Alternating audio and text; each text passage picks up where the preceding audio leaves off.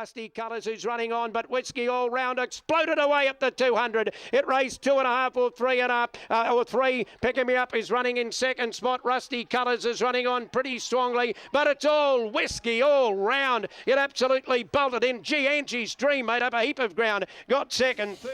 Yeah, they don't often make an appearance, the Toowoomba 2-year-olds, but that was the first 2-year-old race of anywhere, we believe, in Australia. Whiskey All Round bolts in and now is what in the Golden Slipper? I'm not sure, Russ, but Tony Gollan is a good horseman. He produces them first up, but they can drop the packet on the cushion there. Russ, trust me. P.O. Shea calling it beautifully. What were the fluctuations there?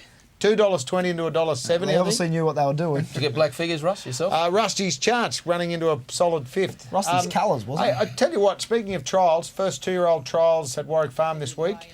Little filly there in the blue and white in the baldy face. Any guesses as to who she's related to, boys? I'm not going to guess because I know it's More Joyce's little sister. Yeah, More Joyce's little sister. Most joyful. More joyful. More joyful. Whatever it is, I'm tipping it'll probably have a fair bit of ability. I thought it was most joyful. No, More Joyful. Oh, More Joyful. And that was the 50 Shades of Grey winning. She ran second. One of yours? No, not one of mine. I read the book, overrated book, please. Hasn't he copped it? It's the All Too Hard of books. Oh. Maybe that's a bad connotation. Makes All Too Hard look like Tully.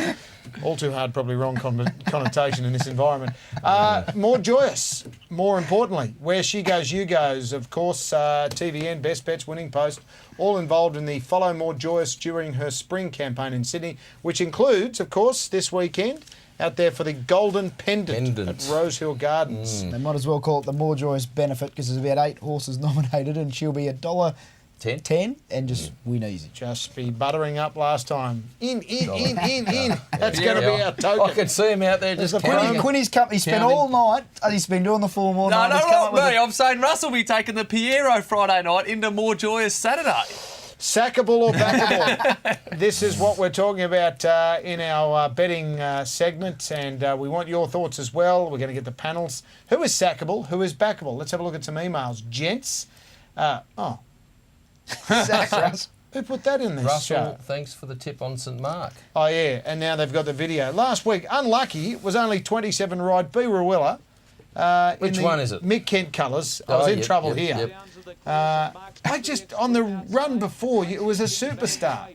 Now it's neither. The graphic there, I think, depicted it pretty well. Yeah. Unfortunately, story, most shows will tell you how good they're going and how someone tipped the winner here in the colours, the white or the grey. I'll probably get that wrong. But that's running home down the outside. This show thrives on tipping. Giving itself a thump every time we tip a loser. Well, you need to improve, Russ. You've got to learn from your mistakes and find something. Schnitzerland. Just keep question for you, boys. Anyone sackable or backable at the moment for your spring? Anything that you want to just be on or be off? I'm off Secret Admirer at the moment. So am I. I think she hasn't really come through in her coat yet, and Graham Begg seems to think that she'll blossom once she gets to Melbourne, but I just don't think she's going good enough. Isn't it? I really don't think she's going good enough. I think she needs to cut out of the ground big time to win these days. I'm off Tanby. And I'm off as a billionaire. Is there a theme developing here? What about you? Anything that you're sackable? No.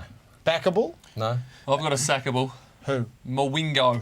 Oh, yeah. Has been putrid since returning from shin a spell. sore. It's a 7-year-old got shin sore. I don't know what's happened there, but that's been very disappointing. What price, not knowing now, but what price Piero going into this? Will the Melbourne bookmakers who will question the Sydney form? No chance. Having a look at the nominations, it's hard to see how anything can be questioned out of Swan because he's not really taking on top-class opposition. Jamando's probably going to be there in the Stud Stakes on Friday night, and he's a good horse, but I don't think he's in Piero's class. Geez, I'd be surprised if they bet anything over $1.50, $1.40. Oh, you reckon that much? I reckon shorter. I reckon $1.30. It's Melbourne a huge first time going from $1,200 $1.30 is my type of market it's as well. It's a huge weekend in Melbourne, Russ. More Joyous, all up Piero. What about the Swans? Just throw them in as well. They're I'll be bigger than $1.30. Another question that was brought up during some conversations with a few boys on Friday night as we were watching the Swans win by plenty by. Trifectas. Is the try worth the try? The exotic betting. Now, a lot of people say the professionals pick the eyes out of the trifectas because there's a lot of dumb money in the pool. I think that's a very good... probably not right to call it dumb money, but there's a lot of people who aren't... Dumb money, less smart. Yeah, but it depends how big the pools are. Like I like to play them on Cup Day or the Golden Slipper or something like that when you have generally very, very, very large pools and you can sort of throw a bit of value. But 10 horse fields on a Saturday, I'm not a big trifecta player. Well, a certain person, Brent, you rang me up and said somebody had 3 each way bets in one race. Yeah, he might actually have been sitting on this panel. But you didn't take the trifecta. Enough about my putting, but So what race and what race were we talking about? it was on Saturday, Lamestry, Moraine and Lights of Heaven. I thought it was a 3-horse race and I'd be smart to make some money out of it. So that was... and you showed a profit, obviously. Yeah, made a profit. Totally in What front. the trifecta pay? $143. And you stood them out. And when you do a trifecta, do you find the 3 that you like and do you put a field in there somewhere or do you put 5 or 6 other runners to fill a hole? Well, I recently spoke to one of Australia's biggest and best punters about this exact topic, and no, it wasn't Brent Zarafa. Or Neil Evans. And his philosophy to doing the trifectas and the first 4s is simple. The bigger the field, the bigger your outlay, and the more horses you throw in. And what sort of outlay are we talking about? Well, it depends. It's horses for courses. If I'm a $5 punter, then I'm only going to spend my $5 and I might double it on Cup flexi Day to bets. $10. Well, exactly. But you've got to back your judgment. If you think there's only 3 or 4 chances, spend your $10 and take a Quinella and a trifecta in a first 4. Okay, I'm a Quinella man. No, okay. No, I'm not being rude by asking. Just say you had 200 each way of those 3 horses on the Yes, weekend. yes. 600. You have $100 worth of that trifecta. You've got more of a return, and you've still had 150 each way the other True. ones. I think you've got to do one or the... it's a bit hard because if I didn't get it right, then I've backed 3 losers and then the Quinella and trifecta in first 4 as well. So No, I'm not saying put you the could whole have whack had your on. own I'm saying you take a exactly. $100 box trifecta. Instead of having those other bets. And you have $500 worth of bets. So you've just taken the trifecta, 15 and a half times? yeah, if you're a trifecta player, but then how many times if you hit a trifecta does Yeah. it not pay well enough to keep you going throughout the day? Where if you take the 375 that Lamestry got out to, it's happy days for the punters. Yeah. Never taken a trifecta. I mean, I was a classic I'm not an Golden exotic Rose. man. 1, 2, 3, didn't take a trifecta. I'm not even an Two each and a way half. man. I'd have 2 or 3 runners to win, Sure. rather than eachy. You're a good punter. And then, but Anyway, but then I hear the stories. Like, but, well, you got to go down and swing. Well, what about Masters versus Apprentices? One of the great bands of the early 70s, his Master's Apprentice. it was a bit later than that, wasn't What's it? that? 70s? No, that far back? they were I gone wasn't- by the I don't think 70s. me and Quinny were around at that stage. This is Shopaholic. Young kid wrote it. Don't know whether he was ready to rock and roll. That's it. Storming down, what is it? Through the middle of Third the green through cap. the middle. Just Sort of missed the back boat way. there. Yep. And you see Glenn Boss and Jim Cassidy. What is the claim is worth 2 or 3 kilos, but what is the downside? Well, this time of year, I think you've just got to stick with the best jockeys and you stick to the best horses. You're looking Yeah. for the best riders. They've been there to spring carnivals before. They know it's game time and they lift for these occasions. Apprentices are great. Summer, winter, midweek racing in races where... No depth, wet tracks. Exactly. Yeah. Yep. I'm not like wet tracks, yes, but I'm not sort of, you have to be on an apprentice in a wet track or a dry track.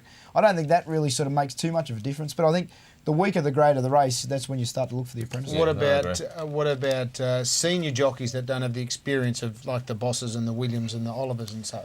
When do you start to give them the credit that a zero claim gets? Well, it's hard because, and we saw with that horse Shopaholic, she was first up.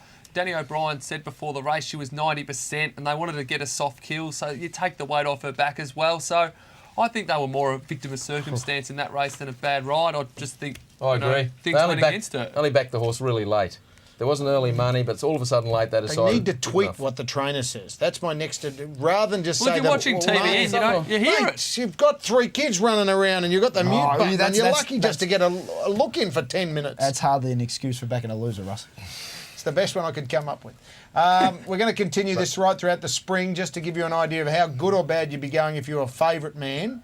And I know, look at that. Cast. Hang on, what do we got? Loss Well, on... in Sydney, you lost $500 on the weekend because you had $8,000 worth of bets and claimed 7.5 through Yeah. Lamasery and Shootout. You're a favourites, man. I'm a favourites man. And Have a you're look at competing in this up and we're losing have a more look and at more. I mean, Melbourne. I don't get it, No, Russ.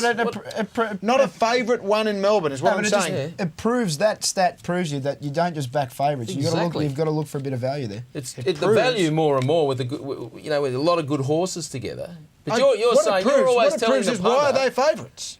They're favourites for a weight of money, but they're not winning.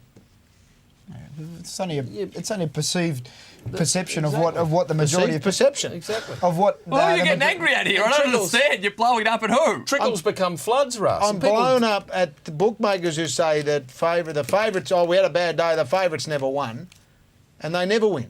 The favourites aren't winning. Anyway. You're encouraging the punters to steam into favourite. Take sure prices. I'm This not. thing will I'm be saying winning. if you are contemplating steaming into a favourites, do it at your own peril because they are not winning. No, at the moment. that's ridiculous. I think It if is you like crazy, something, Russ. you back yourself and you back it, and that doesn't matter if it's $1.50 or $10. It's price assessment. We've Okay, had this well, argument fair before. enough. And if you have done it in Melbourne over the last 4 weeks, you are $30,000 behind based on that theory. Yeah, but that's just You're the back to final favourite. You're saying the final favourite. Yes, I am. Don't change the Time for a subject. break. Jump on board, Richie Callender and his team. 4 tracks for kids, of course. They are running and walking and doing their best this Monday in aid of the Children's Hospital and the Kids of Australia. We'll go to a break and Neil will take a breath.